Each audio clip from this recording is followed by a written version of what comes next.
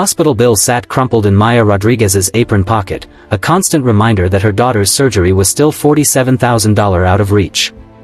Every morning at Rosie's Diner in downtown Philadelphia, she forced a smile that didn't quite reach her eyes, pouring coffee for customers who never looked up from their phones. But there was one customer who always saw her, really saw her, and that changed everything in ways she never could have imagined. Maya had been working double shifts for 8 months straight, her feet aching in shoes held together with duct tape, her hands raw from scrubbing dishes when the dishwasher called in sick. At 28 years old, she looked a decade older, the stress of single motherhood and mounting medical bills etched into the fine lines around her eyes. Her 7-year-old daughter, Sophie, needed heart surgery that their insurance company had denied 3 times, calling it a pre-existing condition. The appeals were going nowhere, and the clock was ticking. It was a Tuesday morning in late October when Harold Whitmore first shuffled into the diner.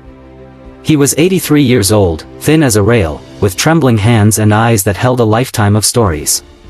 His clothes were worn but clean, and he carried himself with a dignity that poverty couldn't erase.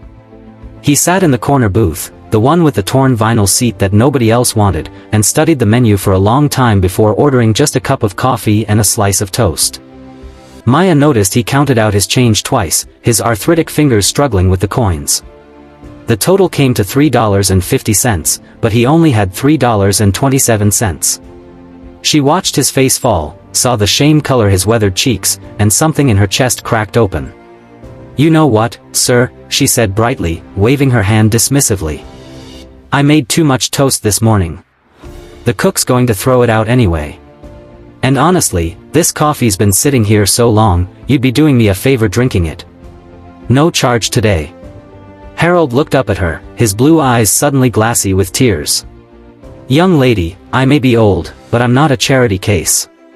"Neither am I," Maya said gently, sliding into the booth across from him.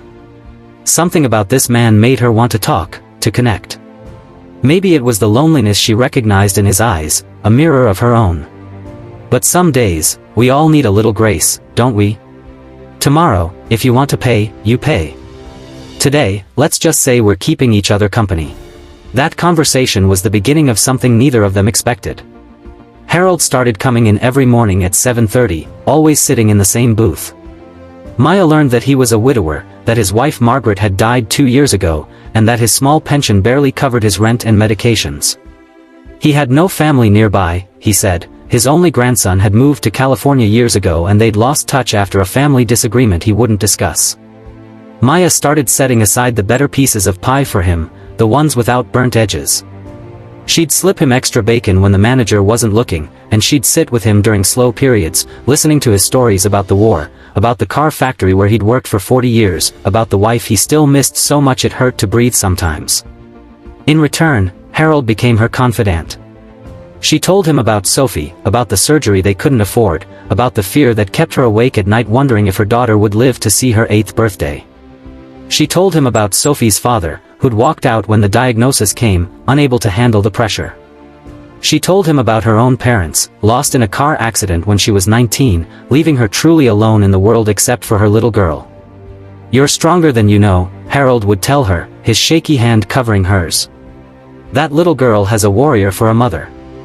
The other waitresses started to notice. "Why do you waste so much time with that old man?"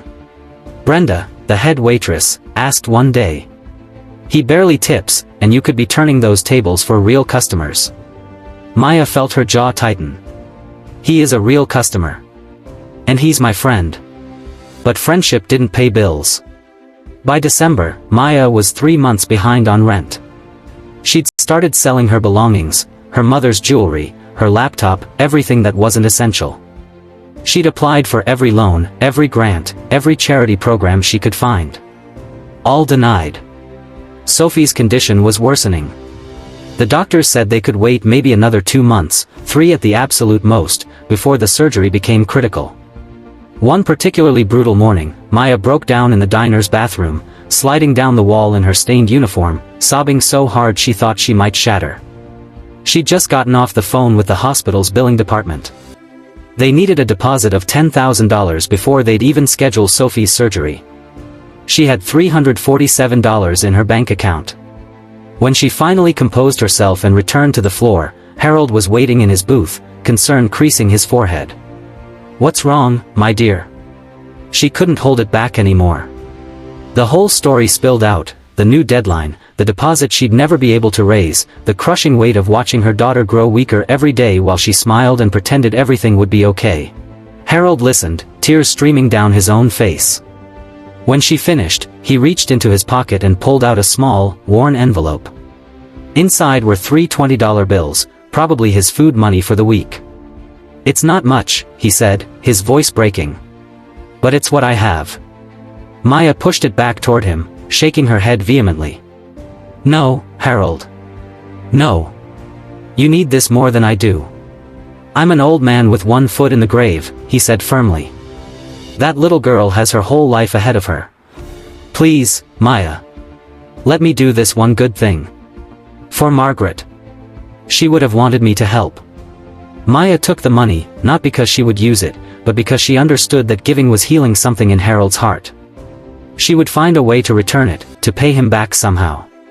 That night, she tucked the money into a special envelope marked with his name, adding it to her impossibly long list of debts she owed to the universe. The next morning, Harold didn't come in. Or the next day.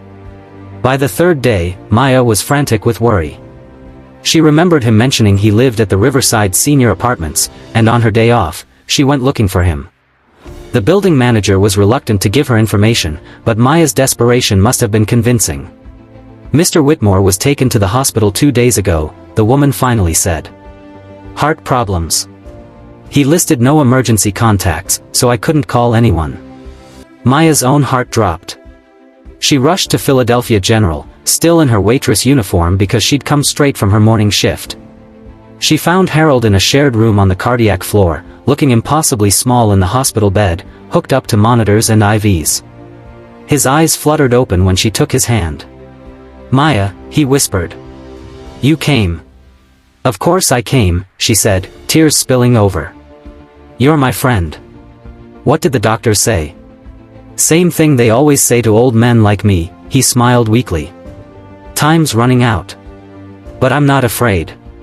I wish I could have helped you more. Wish I could have seen that little girl of yours get her surgery." Maya spent the next week dividing her time between the diner, her daughter, and Harold's bedside. She read to him, held his hand, told him stories about Sophie's antics to make him laugh. The nurses started to assume she was his granddaughter, and neither of them corrected the assumption. In a way, that's exactly what they'd become to each other, family forged not by blood but by showing up, day after day, in the small moments that mattered. It was on a rainy Thursday afternoon that everything changed. Maya was at Harold's bedside, showing him pictures of Sophie on her cracked phone screen, when the door opened and 2 men walked in. One was younger, maybe in his mid-30s, with Harold's same blue eyes and strong jawline. The other was older, wearing an expensive suit and carrying a leather briefcase. "Grandfather," the younger man said, his voice thick with emotion. Harold's eyes widened. "James? James, is that really you?" The young man rushed to the other side of the bed, taking Harold's free hand. "I'm so sorry, grandfather.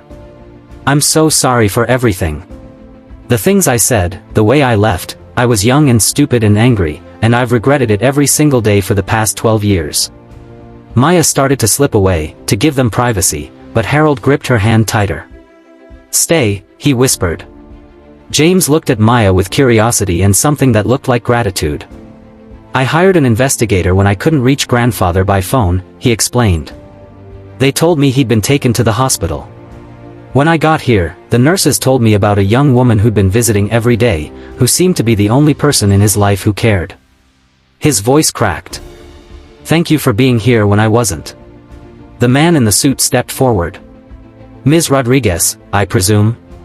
"I'm David Chen, Mr. James Whitmore's attorney. James has been looking for his grandfather for the past 3 months, trying to make amends. We understand you've been caring for Mr. Harold Whitmore. We'd like to discuss compensation for—" "I don't want compensation," Maya interrupted, her voice sharp. "Harold is my friend. You don't pay people for being decent human beings." "Please," James said gently. "Let me explain. When I left for California 12 years ago, my grandfather and I had a terrible fight. I'd just gotten my first big promotion at a tech startup, and I wanted him to sell his house and move out there with me.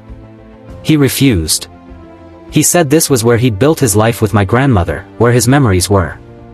I said horrible things, accused him of being stubborn and stupid. I told him if he wanted to rot in Philadelphia, he could do it alone. Tears were streaming down James's face now, and Harold was crying too, shaking his head as if to say it was forgiven, all of it was forgiven. I was young and arrogant, James continued.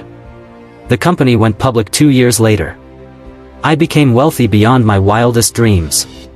But I was also drowning in guilt. I tried to reach out, but grandfather had changed his phone number. I sent letters that came back marked return to sender. I thought maybe he didn't want to hear from me, that I'd burned that bridge too completely. It wasn't until 3 months ago, when I finally hired investigators, that I realized he'd moved to that senior apartment after grandmother died, that he'd been struggling financially, and his voice broke completely. I had millions of dollars while my grandfather was counting pennies for toast. Harold squeezed his grandson's hand. I was proud, James. Too proud. I should have reached out. Should have forgiven you sooner. We both made mistakes. When my investigator told me about you, James turned to Maya, his eyes red-rimmed, about how you'd been taking care of him, feeding him, visiting him in the hospital. I realized that a complete stranger had done what I should have been doing. You showed him the love and dignity he deserved when his own family had abandoned him. Mr. Chen opened his briefcase and pulled out a folder. Ms. Rodriguez, James would like to do something for you, if you'll allow it. Harold has told him about your daughter's situation. Maya's face flushed. He shouldn't have, I never wanted. I know, James said softly. But my grandfather loves you like the granddaughter I should have been. And he wants to help. We both do. He pulled out a check and handed it to her. Maya looked down at the numbers and the world tilted. $100,000. This is insane, she whispered. I can't accept this. You can, and you will, Harold said, his voice stronger than it had been in days. I watched you give and give and give, expecting nothing in return. I watched you treat a lonely old man with dignity when you could barely stand on your feet from exhaustion. I watched you smile through your own heartbreak to bring light to others. That's worth more than money could ever measure. But right now, your daughter needs money, and we have it. Please, Maya. Let us do this. Consider it payment from both of us, James added. From my grandfather, for the friendship and care you've given him, and from me, as penance for not being there when I should have been. You've taught me what really matters, showing up, being present, caring for people even when it costs you something. That check is enough for Sophie's surgery, for your back rent, for whatever else you need. And there's more where that came from. I'm going to make sure my grandfather has the best care available, and I want to set up a foundation in my grandmother Margaret's name to help single parents facing medical crises. I'd like you to help run it, if you're willing. Maya couldn't speak. She clutched the check in trembling hands, her entire body shaking with sobs. Years of fear, exhaustion, and desperation poured out of her in great, heaving waves. Harold reached up and touched her face gently, the way a grandfather would. You saved my life, he whispered. Not just in the hospital, but every morning at that diner. You made me feel human again, worthy of attention and care. You gave me a reason to wake up every day. Let us save your daughter's life in return. The surgery was scheduled for the following week. Sophie's procedure was successful, and her recovery exceeded even the doctor's most optimistic projections. Maya stood by her daughter's hospital bed, watching the healthy pink color return to her cheeks, and felt like she could finally breathe for the first time in a year. Harold recovered too, and James moved him into a beautiful assisted living facility where he thrived, making friends and taking art classes. But every Sunday, James would pick him up and they'd go to Rosie's diner, where Harold would sit in his corner booth and Maya would bring him coffee and toast, the good stuff now, with real butter and homemade jam. The Margaret Whitmore Foundation launched 6 months later, with Maya as its Director of Family Services. They'd helped 32 families pay for critical medical procedures in the first year alone. Maya told every family the same thing Harold had told her: you deserve dignity, support, and hope. And you're not alone. 3 years later, at Sophie's 11th birthday party held in Harold's new apartment, surrounded by James's family and the friends they'd all made along the way, Maya watched her daughter blow out her candles. Sophie's wish, she would tell her mother later, was that everyone in the world could have someone like Harold and James in their lives, someone who saw them, really saw them, and cared. "You know what the beautiful thing is?" Harold said to Maya, his 90-year-old eyes still sharp and kind. "I came into that diner thinking I'd lost everything, my wife, my grandson, my purpose. I was just waiting to die. And you reminded me that kindness is never wasted. Every small act of grace creates ripples we can't even imagine. You fed an old man some toast, and look what grew from that simple seed." Maya hugged him tightly, this man who'd become her family. "You changed my life." "No, dear," he smiled. "We changed each other's lives. That's how love works. It's never one-directional. You helped me every day, expecting nothing. And when my grandson walked in with those lawyers, it wasn't charity they brought, it was the universe balancing the scales, honoring the love you'd put into the world."